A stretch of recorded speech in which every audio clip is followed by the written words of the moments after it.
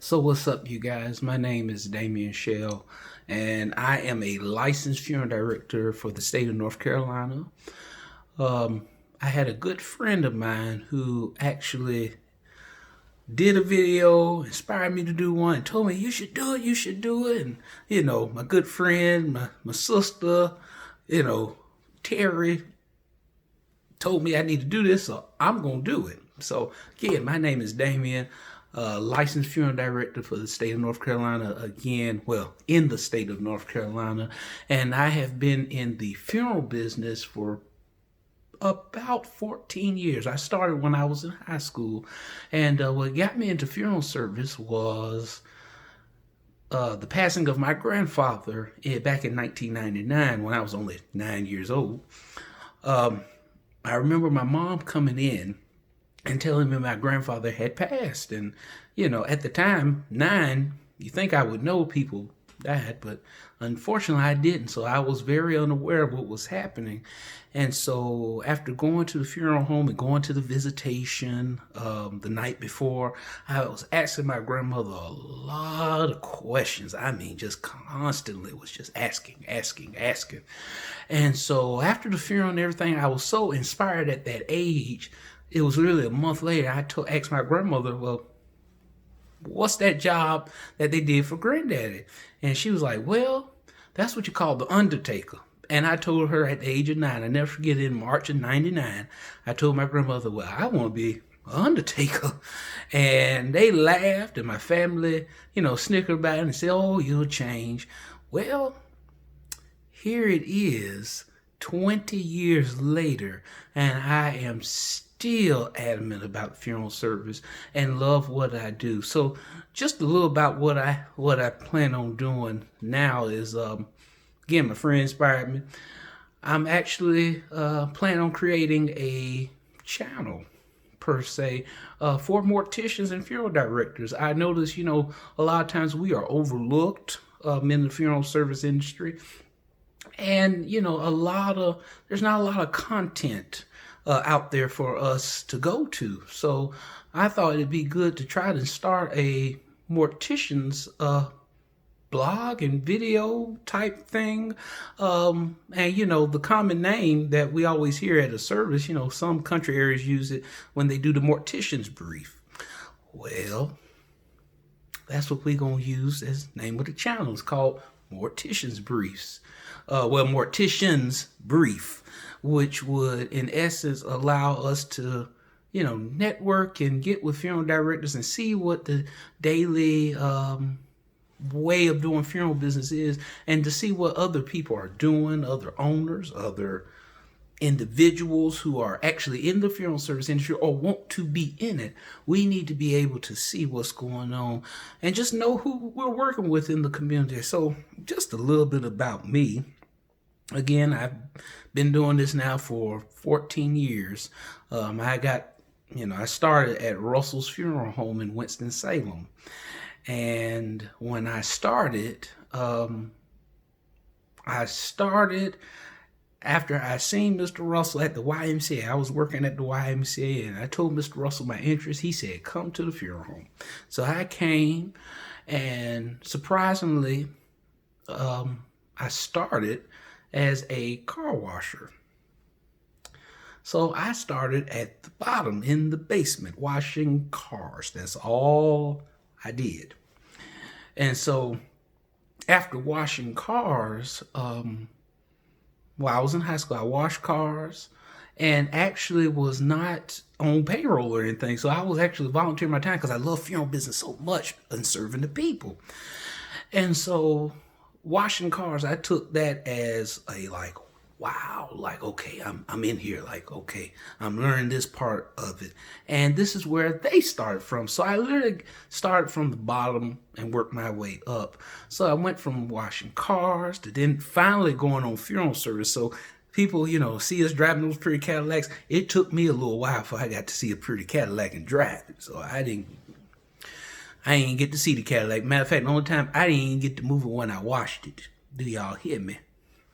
So after I washed cars for a little while, probably about a year and a half, Then I started at Winston-Salem State, where I received my business degree.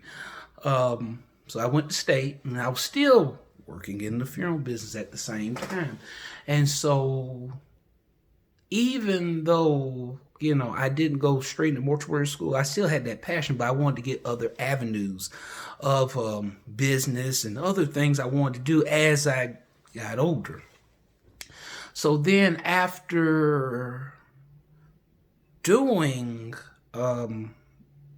after going to Winston State and doing those things, I still, had a knack for funeral service. I kind of went away from funeral service a little bit when I started working for Blue Cross and Blue Shield in North Carolina. But at the same time, I still did it part-time. And funeral service has been my passion for years. I could go on and on about funeral service because of the fact that we as funeral providers, it's more than just driving a pretty Cadillac. It's more than just driving those pretty fancy cars. It's more than dressing up in a suit and tie every day. Dressing up in this suit and tie is something that I had to really work hard to get to this point. A lot of people see me in the suit and tie and think, oh, Damien, you clean. I want to be like you in the funeral business, blah, blah, blah. Man, how you get... Listen. It took time for me to get to this point and being able to wear the suit and tie. The suit and tie has taken a lot of work to actually get into. There's a lot of things I do where it's not suit and tie. I do a lot of things. I've had to wash cars in the suit and tie before, but a lot of this stuff that we have to do in funeral business is so deep. You've got last responders out there, such as Shannon Whitfield in Fayetteville, and all my other friends, Shannon. You got Thomas Hildebrand, one of the young good embalmer who is just out of sight. You've got people such as Anthony Roberts, who I've seen for myself start from one and actually started at a funeral home and actually built his own funeral home. So I've watched these individuals who are young and older evolve in the funeral business, and it feels good to be able to see them do what they do and to be able to watch them because, in life, we can learn from one another. And sometimes we forget that. Sometimes we forget that when we learn from one another, whether it be good or bad, it's all on how you perceive it and all on how you take it. Because there's a lot of things I've seen good. There's a lot of things I've seen done wrong. There's a lot of things I've seen done right. But needless to say, it's up to you on how you want to take it and how you want to go about it. A lot of things that I have done in the past, as it relates to where I am today, I have done a lot of things, and I have been through some things, and to be honest with you, I'm still young, and still there's so much life to go through. So you guys just remember, all the ones that's wanting to be funeral directors, morticians, last responders, anything that you want to do, whether it be funeral service or anything, just know it takes time and effort, and it takes work. It takes work. It takes a lot of hard work. Like I said, I'm at this point in life now. I'm a licensed funeral director, but there's still so much I want to do, and still so many things I want to do. Just some little things about myself besides, people like, oh, what do you do besides just wear a suit and tie all the time? So just a little bit about me. About me personally. Well, I got a favorite color. It's purple. People look at me crazy when I say purple. But the reason why I like purple is because it's royalty. It means royalty, dignity. And the original color that I liked was hot red. I mean red. That was my first suit. I asked my grandma to buy me a first suit, solid red, 3-piece. That was the first suit I had. I'd never forget it. I think I still got that suit. I don't know. But still, I wanted a red suit. That was my very first suit that I wanted. Things that I like to do, that I do in my spare time when I'm not directing services or seeing families. I like to relax, but I also like to hang with family, be around them. Because let me tell you something, when you worked in the line I've worked in, and I know some of you have seen it, some funeral directors, all you know, even last responder, anybody that's in funeral business know that we cherish time a lot more because we see what these families go through, and we know what can happen in the moment of twinkling hour. Death affects us and everybody else. So we see it, we know it, and we do it. People that I've come up with that are doing things. I've got a buddy of mine, Samuel Robinson, managing a funeral home now. Me and him the same age. My boy, Gary's Funeral Home down the way. All these people, they know. And not only us, but the vault companies, such as Imperial, any vault companies, casket vendors, you name it. Anybody that's dealing with funeral service knows what's going on. So that's why I spend a lot of time with my family and like to travel. I do like to go out of town and do things, have a little fun and whatnot. And of course, I still do stuff naturally. I'm not in a suit and tie always, so I like to have fun and hang with people and play games. I play video games, PS4 and all that stuff. And I also like to research future stuff and see what I can do in the future. Just recently launched one of my new companies, the Shell Funeral Group, which is a company that will be more than just funeral service. Company where you can do many other things that are avenues in the funeral business, such as, funeral service, merchandising, you name it, and education. Because when I went to A&T for my master's in adult education, that's what it was for. It was for how to teach an adult and educate people. And so combining business, you got education, you got funeral service. Well, golly, how much? I mean, that's like different areas.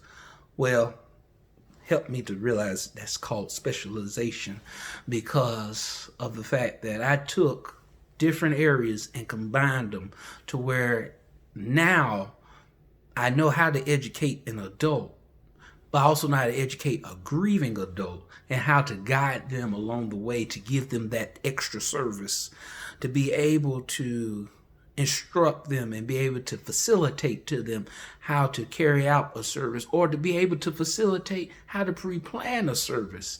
All these things play a factor from the business end and how to facilitate them and combine it with funeral service. And that could lead to pretty much educating them in grief, in death, before death, and even when pre-planning as far as it relates to insurance, because I didn't even mention this, but I'm also a licensed insurance agent. And pretty much the plan of this channel is to introduce a lot of funeral directors that are in the North Carolina area, and to be able to put them out there in a spotlight, to be able to see them, to be able to know who they are, and they can tell you experiences, different topics, different subjects, so they can let people know what it's like to really be in funeral business. Because it is not an easy task, but if you want to do it, you want to serve the people, trust and believe. I know the feeling. I've been doing this now for 14 years. So my plan, we're going to bring some funeral directors in. We're going to bring some companies in. We're going to network. We're going to do a lot of things. So, I look forward to launching this. Hopefully we can get some things together, talk to some people, meet some people, and just work some things out. Again, it's, pleasure speaking with everybody, and I hope everybody tuned in and heard this is my first time doing so. It ain't the most perfect. Trust me, we critiquing it just a little bit, okay? So listen, I appreciate y'all so much for watching this. Again, be looking forward to the Mortician's Brief channel. and the information for local funeral directors. I'm going to be reaching out to some of you all to do some little video interviews and some little snaps and some, videos. We're going to be reaching out to do a whole bunch of stuff. But again, I'm Damien, licensed funeral director in the state of North Carolina. Currently working at, still working at Russell's Funeral Home, for where I've been for 14 years. Dedicated to the service, dedicated to serve you better. And hey, this ain't gonna be the last time you see us. We gonna keep coming at you. So again, God bless y'all. Y'all take care. I'm out.